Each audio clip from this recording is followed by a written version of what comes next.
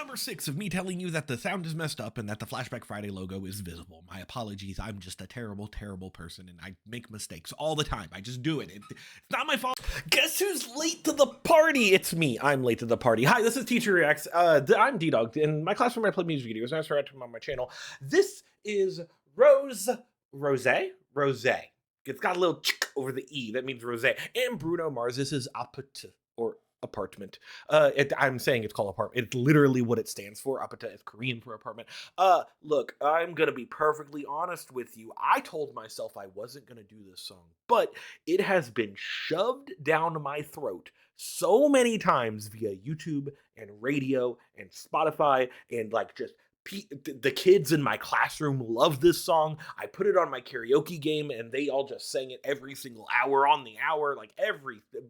So why not put it in the shuffle for Teacher Reacts? And we'll talk about it. And we're going to have a discussion. And why are we going to have a discussion? I don't know, but I'm going to have a discussion about something. But first, we're going to go ahead and listen to it. If you like this video, click the like button. Makes me good about myself. Comment. And as always, subscribe. We're on the road to 2K. I need a drink.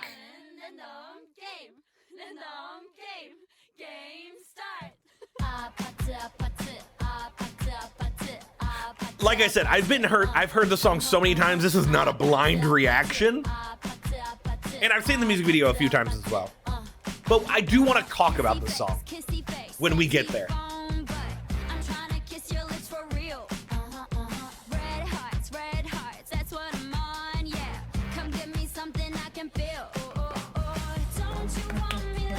God, it's so fucking catchy. It's so hard for it to not, like, for you to not sing along, because those notes are just so fun because they're simple and good. Like, I could care less if there's some fucking dance challenge to this. The music behind this is fun. And yeah, it's still very repetitive. And also, it's got Bruno Mars on it, and, you know, I'm not gonna say he's been overexposed yet. Although having this come out with Die With A Smile with Lady Gaga at the same time did make him very exposed on the radio recently, which is very annoying, but whatever. It's so fun because they also look like they're having so much fun singing this.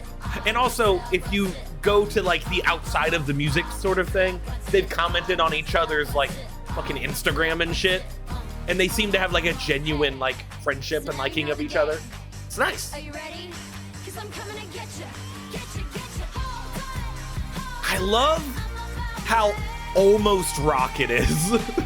It's like almost like not rock, but like what Avril Lavigne was to rock back in 2008.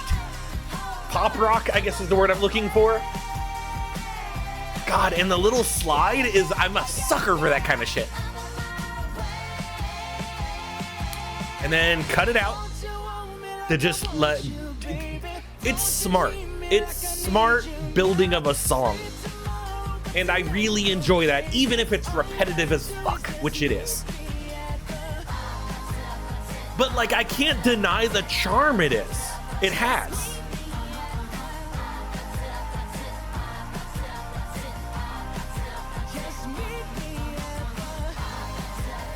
I love that the ending has them doing those little O's and Ahs in the background to give it really a more climactic feel. This is very pop. It's very catchy. It's something that when you do hear it 7 times in a row look, because I have one first block, second block, third block, fourth block, and fifth block. I heard it at least twice in every single block. So that was 10 times throughout the entire day. I was sick and tired of the song, but damn it, by hour 5, I was still shaking my head and having a good time as well. It's hard to hate a song that's so damn catchy. Now, am I gonna sit here and sing its praise? No, I told you I was going to have a discussion. At least I want to pose a question to you, and I want to hear your opinion on this. And this is something that I've always wanted to ask, and it's the main question of when I do my K-pop club. And you know, that day I also had K-pop club, so there's another thing that I had to hear it from. And this is a divisive song in my K-pop club. Now, I teach middle school, so you can think that the age ranges of kids that I am talking to in my club are from 6th to 8th grade, which means 11 to 13. And half of them really like the song, and half of them really don't. There's a group of them that say this is K-pop. Why? Because it has some Korean lyrics in it, even though it's mainly just the word APT being said over and over again, and it is on the album, and main singer is person from Blackpink, Rose. If I'm saying their name wrong, and if it's actually Rose, I'm sorry, but so the argument in my K-pop club is, yes, this is K-pop, because K-pop just means popular song with Korean artist. However, the other half of my K-pop club, and remember, these are children that are talking, their opinion is K-pop has to be mainly Korean lyrics, or has to be produced by Korean, and like, it basically is kind of like the idea of, and I've said this before, anime has to be made in Japan to be called anime. I don't necessarily agree with that. Like, for example, Netflix has a show called Castlevania, which is an anime, even though it's not made in Japan. Or you could look at something that's like, is Pokemon anime? Pokemon is. It's made in Japan, even though it's not an anime. It's more of a cartoon, even though anime means animation cartoon. It's one of those discussions of, do we want to gatekeep a certain genre? Do we want to gatekeep a certain thing? There's a big difference between something like this and then going and listening to a Blackpink song where the entire thing is in Korean, or like part of it or whatever. Blackpink's probably not a good example of that, but if you look at something like this versus like maybe Stray Kids stuff. Stray Kids is another group that is probably the most popular in middle school right now. It's the most popular with children right now. Didn't mean to do that. Hold on. No, I don't want to get copyrighted, even though that's a great thing right there. Uh, I would love to know other people's opinion. I think this song is very good. Do I consider it K-pop? Yeah, I do. Sort of. I would have to. I am also one of those people that like. There's a very big difference between something like this, that's good, even though it's like K-pop featuring an American artist, whatever. Like, and then you look at something like Jimin's Who, the song that I go back to as like, man, this is bland as shit, just trying to cash in on stuff. Like, I have my own opinions on that. You can go look on that, or like Jungkook's stuff, Seven, and I don't consider Jungkook's album with Seven and the other songs that he did, I don't consider it at all K-pop, as weird as that is. And it's just, it becomes one of those things of, yeah, K-pop fans can be very gatekeeping as to what is Korean, what is the song doing justice to Korean culture, or is it just cashing in on that sort of thing. There's a lot of nuances to it that I think is something for each fan to decide. And maybe there's a song like, for example, if we use the example that APT is super, super big in America, therefore not K-pop, well, then that makes Gangnam Style not K-pop. And that's entirely a lie. Gangnam Style is.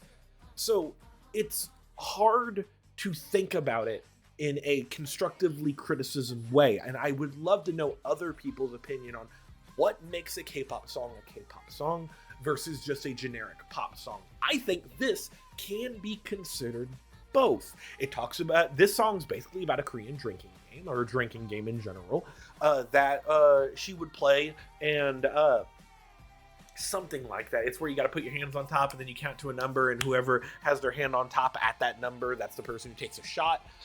Fun fact, none of the kids knew that this was about a drinking game, which makes sense because kids look at things on very face value. They see this as just another pop song. They don't actually think, I mean, that's why I thought it was very interesting when I posed this to my K-pop club versus my normal children in my normal class. Normal children in my normal class just like the song because it's on the radio and they think it's catchy. And when I asked them if it's K-pop, 99% of them said no, because it's, to them, it's 100% American lyrics. It's got Bruno Mars, not American, English lyrics. It has Bruno Mars on it, whatever. So it's interesting having that versus my K-pop club kids who very divisive over it. Some people think it is, some people think it isn't.